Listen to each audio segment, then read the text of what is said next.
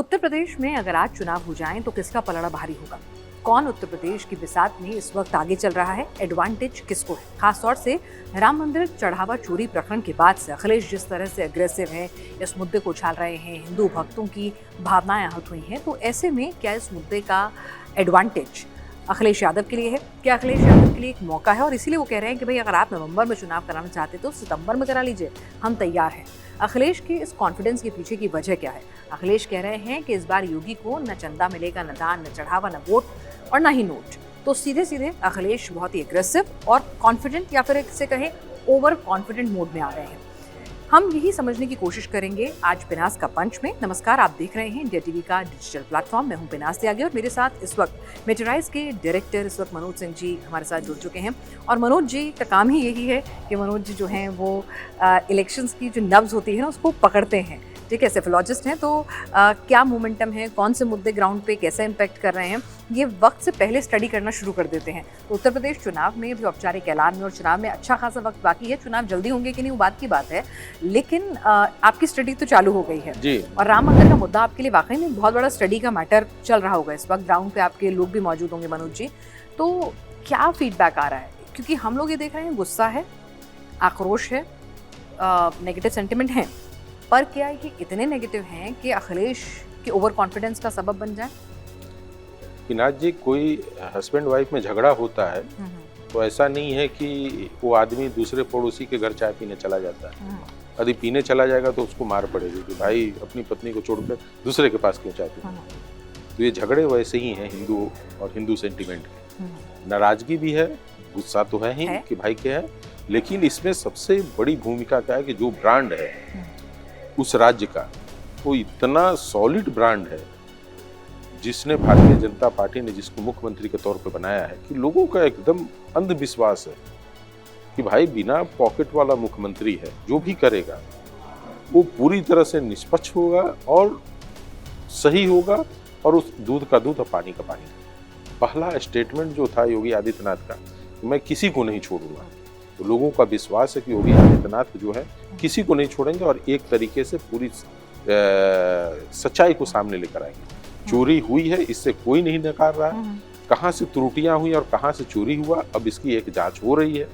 कौन उसमें दोषी है, नहीं दोषी है, ये हम लोगों के लिए कहना बड़ा मुश्किल है।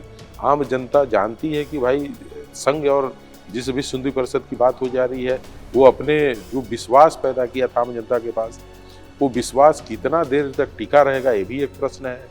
लेकिन एक आपने प्रश्न किया कि अखिलेश यादव काफी कॉन्फिडेंस दिख रहे हैं। हाँ, मतलब ऐसा लग रहा है कि समाजवादी पार्टी के नेताओं से आप बात कीजिए, समाजवादी पार्टी के प्रवक्ता आते हैं हमारे साथ डिबेट में, ऐसा लग रहा है कि उनसे बड़ा राम भक्त कोई नहीं है इस वक्त। और उन्होंने जिसे कहते हैं ना, हमारी ईष्ट के प्रति एक जिम्मेदारी होती है, हमारी भगवान के प्रति एक जिम्मेदारी होती है, और उस जिम्मेदारी का सच्चा भक्त बन के निर्वहन अगर किसी ने किया है तो अखिलेश जी ने किया है।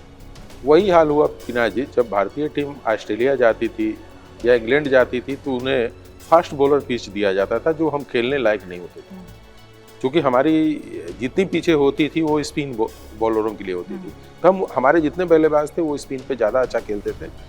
जब फास्ट बॉलर के पास जाते थे तो मुझे लग रहा है कि अखिलेश यादव को भारतीय जनता पार्टी हिंदुत्व के पीडीए के उनके फार्मूले से अलग करके हिंदुत्व के पीछ पे ले आना चाहती थी, और अखिलेश यादव जी से ये गलतियां हुई हैं और वो आ चुके हैं हिंदुत्व के पीछ पे। मतलब आप ये कहना चाह रहे हैं, मैं अपने दर्शकों की समझने के लिए दोबारा दोहरा रही हूँ कि आप ये कह रहे हैं कि जब आप ग्राउंड पर जा रहे हैं, जब आपकी टीम वहाँ पहुँच रही है, लोगों से सेंटिमेंट पढ़ने की कोशिश कर रही है, तो राम मंदिर का मुद्दा जो है वो योगी जी के अगेंस्ट नहीं जा रहा है और राजनीतिक लिहाज से अखिलेश जो हैं वो गलत पिच पे उतर गए हैं। और अब थोड़ा समझाइए क्यों नहीं जा रहा है भाई ये गलत, मतलब नहीं इसलिए नहीं जाएगा। देखिए, बीजेपी ने राम मंदिर की वाहवाही लूटी तो बुराई भी तो वही तो फिर मथुरा और काशी पे बात हो रही है तो आप चुप क्यों हो जा रहे हैं?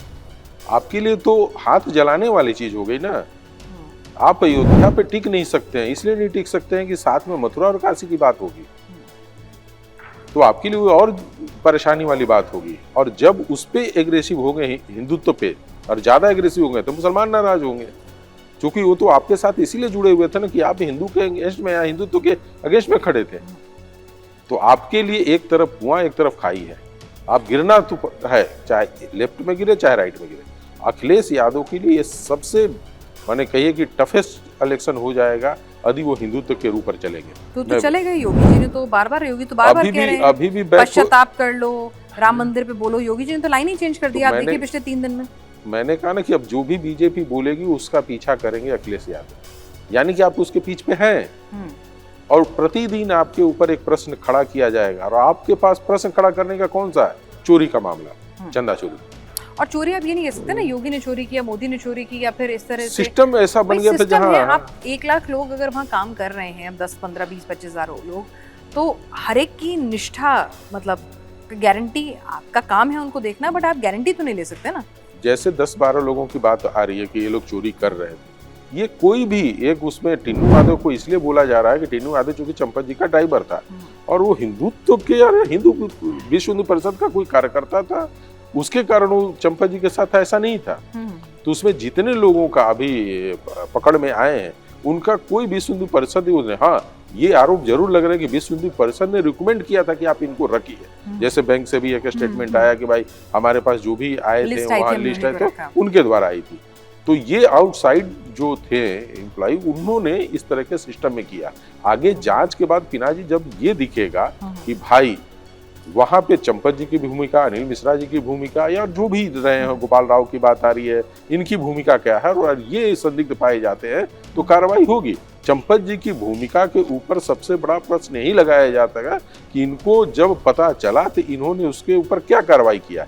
यदि वो कार्रवाई नहीं कर रहे थे तो ये माना जा रहा है कि शायद इनकी भी सहभागिता या उनमें संलिप्तता हो, लेकिन आप इससे ये नहीं साबित कर सकते हैं कि उनके पास पैसा। अभी तक चंपत राय जी का जो बैंक अकाउंट है 3 या 4 मिले हुए, ऐसा भी नहीं। उनका घर की जो स्थिति देखी गई वो भी खराब है, तो पैसे कहाँ उन्होंने भेज दिया। अब बार बार ये तो यानी अगर मैं कहूँ चुनाव के पर्सपेक्टिव से कहूँ, चलिए राम मंदिर चढ़ावा चोरी का जो पूरा प्रकरण है उसकी जांच अपने स्तर पर जारी है, SIT बन रही है, RSS की तरफ से भी आज बयान आ गया कि हम किसी को भाई मत बख्शिए, असाधारण है, आघात लगा है, तो कार्रवाई भी ऐसी करिए कि अपने आप में एक नज़ीर बन जाए।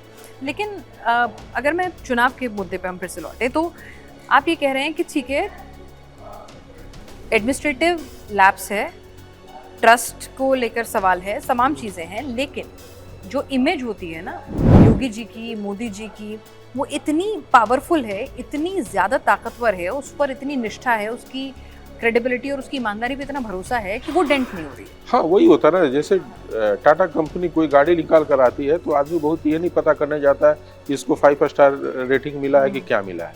टाटा की कम है निकाली हुई तो होता है, तो ब्रांड की वैल्यू एक तो अपनी है। फेयर एंड लवली कितने को गोरा किया मुझे नहीं पता, लेकिन लोग तो लगा ही लेते हैं ना। तो वही स्थिति वह है योगी आदित्यनाथ की कि पब्लिक के बीच में वो अपनी इमेज, और साथ में मैं इसलिए कह रहा हूँ कि 5-5, 6-6 जब ब्रांड हिंदुत्व के लीडर उतरेंगे उत्तर प्रदेश में, हेमंत बिस्व शर्मा उतरेंगे, आपको अधिकारी उतरेंगे, अमित शाह उतरेंगे, प्रधानमंत्री उतरेंगे, तो आपको लगता है कि इतने फास्ट बॉलर आने के बाद यानी हिंदुत्व पे जो बॉलिंग होगी उस पर कितनी बचाव में अखिलेश यादव बोलेंगे या इनको कितना काउंटर कर पाएंगे। और ये भी सर अगर हम कहें कि एक पार्टी या एक कुछ नेता ऐसे हैं जो आज नहीं, जब सत्ता में थे तब भी, जब सत्ता में नहीं थे तब भी वो राम नाम जप रहे थे, वो हिंदुत्व का नाम जप रहे थे। उन्होंने अपने एजेंडे से कभी भी, चाहे वो काशी का मुद्दा हो, कृष्ण जन्मभूमि का मुद्दा हो, राम मंदिर का मुद्दा हो, उन्होंने कभी भी इससे हटाया नहीं। ठीक है, सत्ता आए जाए वो अलग बात है। और अखिलेश यादव जिसे कहते हैं ना, 2017 के बाद उनका हृदय परिवर्तन हुआ है, और बंगाल इलेक्शन के बाद तो ज्यादा हुआ है।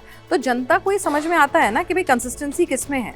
देखिए पीना जी, जैसे जैसे चुनाव आएगा अलायंस भी बनेंगे। आप सिर्फ यहीं तक मत देखिए कि आप हिंदुत्व के मुद्दे पे ही अखिलेश यादव जाएंगे, अलायंस भी बनेंगे। कांग्रेस के साथ जाते हैं, बहुत सारी खबरें आती है कि वो बहुजन समाज पार्टी के पास जा सकते हैं, लेकिन किसके साथ जाएंगे वो तो समय बताएगा। लेकिन यदि AIA और मायावती एक साथ चले गए तो क्या होगा? तो अलायंस भी डिपेंड करेगा आपसे। तो हिंदुत्व के बेहतर न कहना, क्या कि अखिलेश यादव के लिए तो वो इतने कॉन्फिडेंट क्यों है भाई? अगर मेरे को तैयारी करनी हो, अलायंस बनाने हो, वो कह रहे थे कि नवंबर में चुनाव कराना चाहती है बीजेपी, है ना भाई? उन्होंने एक आरोप लगाया, उन्होंने कहा कि आप सितंबर में करा लीजिए, हम तैयार हैं। सर आप देखिए ना, जुलाई में हम बैठे हैं, सितंबर में करा लीजिए। ये कॉन्फिडेंस है कि ओवर कॉन्फिडेंस है, या सिर्फ नैरेटिव है? कॉन्फिडेंस है या अपने आप को ये साबित करने की कोशिश कर रहे हैं कि भाई मैं तो चुनाव जीत रहा हूँ। कभी कभी सच्चाई को छिपाने के लिए हंसना भी पड़ता है। तो क्या गम है जिसको छुपा रहे हो तुम जो इतना मुस्कुरा रहे हो। हाँ। तो अखिलेश यादव उस मुस्कुराहट के अंदर अपनी उस परेशानी को छिपाना चाह रहे हैं कि कार्यकर्ताओं के बीच में कोई मैसेज नहीं है। चुनाव मूड में योगी आदित्यनाथ आ गए, प्रतिदिन देख रही हैं कि आप किसी न किसी जिले में जा रहे हैं, आप अखिलेश यादव का कवरेज क्यों नहीं कर रही हैं?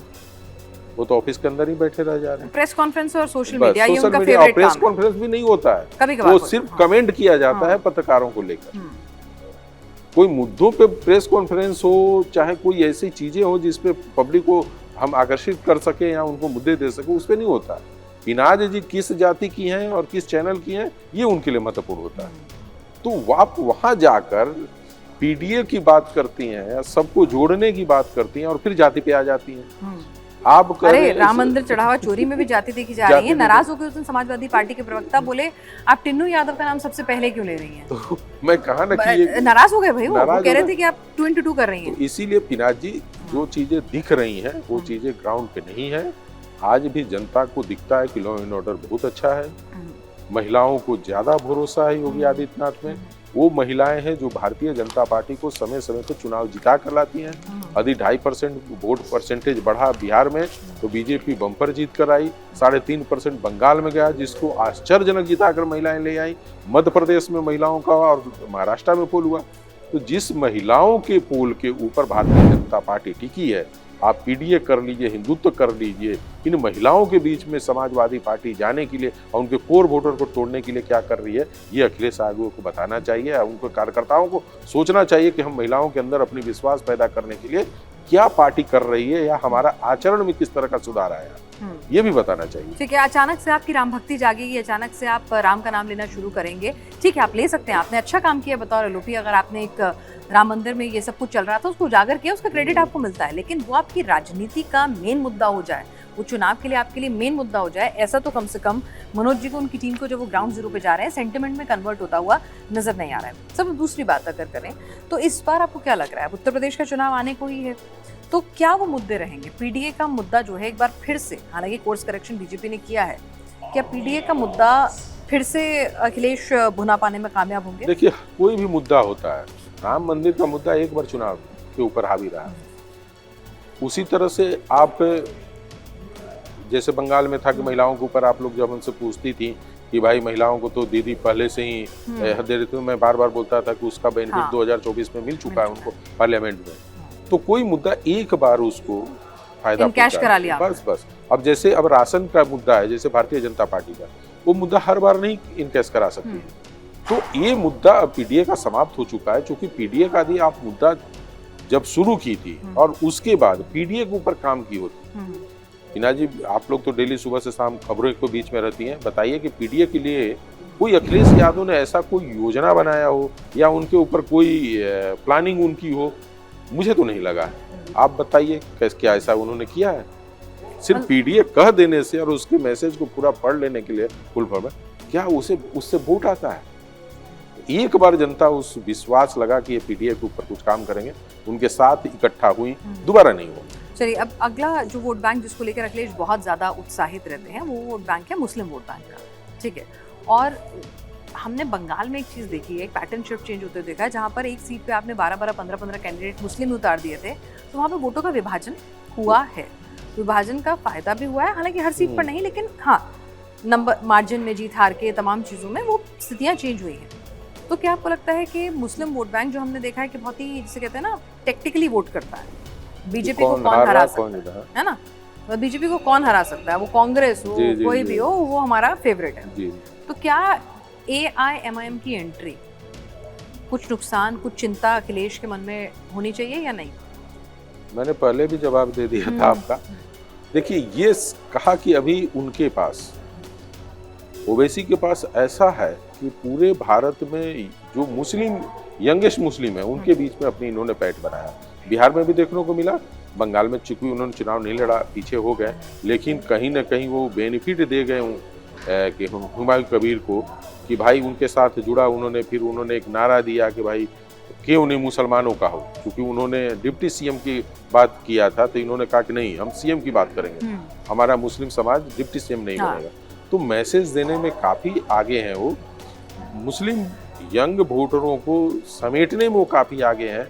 और कहीं अलायंस मायावती के साथ हो जाए या चंद्रशेखर के साथ हो जाए तो पिनाक जी ये उनके लिए माने पश्चिमी उत्तर प्रदेश के लिए तो बहुत ज्यादा नुकसान, डैमेज करने के लिए तो भाई देखिए कि बहुत होंगे, मतलब बहुत होगा। कई बार होता है कि आप किसी को मतलब आप खुद नहीं जीत सकते लेकिन किसी को हरा सकते हैं, तो वो भूमिका हो सकती है 100% होगी। जैसे मुरादाबाद हो गया, सहारनपुर हो गया, मुजफ्फरनगर हो गया, आप मेरठ चले जाइए, ये सब जो एरिया है इन एरिया में आप देखेंगे कि वोट का काफी डिवीजन होगा मुसलमानों के अंदर और नुकसान हो जाएगा। और जो इनको बचाने वाला, जो पिछली बार होता कि जाट वोट था कि इनके साथ थे, चूंकि आरएलडी इनके साथ था, इस बार वो भी अलग है, तो ऐसी स्थिति में आपका जातीय समीकरण भी बनते हुए नहीं दिख रहा है। ठीक है, तो आप, मुझे नहीं लग रहा है कि यहाँ पे आकर उनको कोई बहुत बड़ा मुसलमानों से पिछले की अपेक्षा कोई ज्यादा इनको परसेंटेज मिले, चाहे प्लस हो, ऐसा कुछ नहीं दिख रहा। ऐसा कुछ दिख रहा है। एक और चीज सर जो बार बार बात उठ रही है वो है कि भाई पार्टी टूट जाएगी, है ना।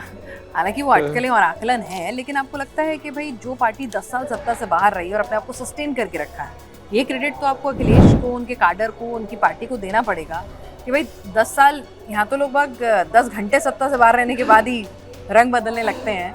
नहीं, तो कुछ ऐसे उनके पास कैंडिडेट हैं जिनको जो जाना नहीं चाहेंगे बीजेपी का, लेकिन बंगाल, महाराष्ट्र, ये अब पंजाब का भी नंबर आ रहा है, पंजाब का भी नंबर है। ये सब चीजों को देखने के बाद पिनाक जी ये नहीं कहा जा सकता कि उनकी पार्टी नहीं टूट सकती। अच्छा, ये भी हर कोई चाहता है कि हम सत्ता के करीब रहे। मैं बार बार बोलता हूँ, समाज भी चाहता है, जाति भी चाहती है कि मेरा जो प्रतिनिधि हो सत्ता के साथ हो।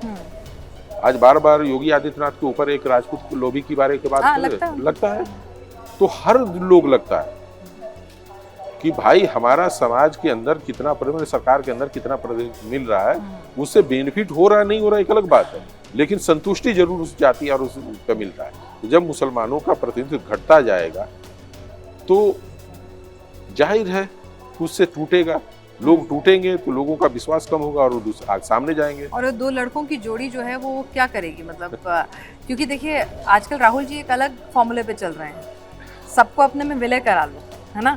आजकल वो कह रहे हैं कि भाई ठीक है तुम हारते जाओ, तुम्हारा नुकसान होता रहेगा, उसमें मैं अपना फायदा तलाश। अब तो सबका विलय करा रहे हैं। मुझे तो लग रहा है कि अभी एक आध सप्ताह पंजाब पर ध्यान दे कि कहीं उनकी पार्टी का विलय कहीं और ना हो जाए।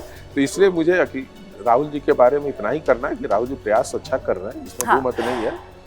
एक अलग बात है कि उस प्रयास में कहीं सफलता नजर नहीं आती है कि, और सफलता के लिए काम करते हुए नजर आ रहे, वही गलतियां वो भी करते हैं जो अखिलेश यादव कर रहे हैं। तो आप जो वो हमेशा बीजेपी को देते हैं कि तुम मेरे लिए फील्डिंग करो, बॉलिंग करो, ये करो, और उस पे बीजेपी उनको हमेशा या तो बोल्ड कर देती है या तो जीरो पे आउट कर देती है, और वही हाल अखिलेश जी का है। आप उन चीजों पे मत जाइए जो चीजों को पकड़ पर, जनता को क्या चाहिए, जनता के बीच में कैसे जाएं।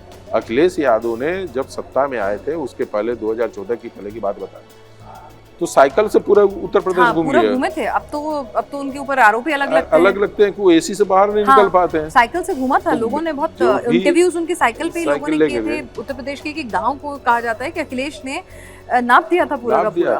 तो पिनाक जी क्या है कि जनता के बीच में आपको रहना पड़ेगा, जनता के लिए करना पड़ेगा, घर से बाहर निकलना पड़ेगा। यदि 1400 और 3000 और 3200 किलोमीटर पैदल चल रही है, उससे कुछ नहीं होने जा रहा है।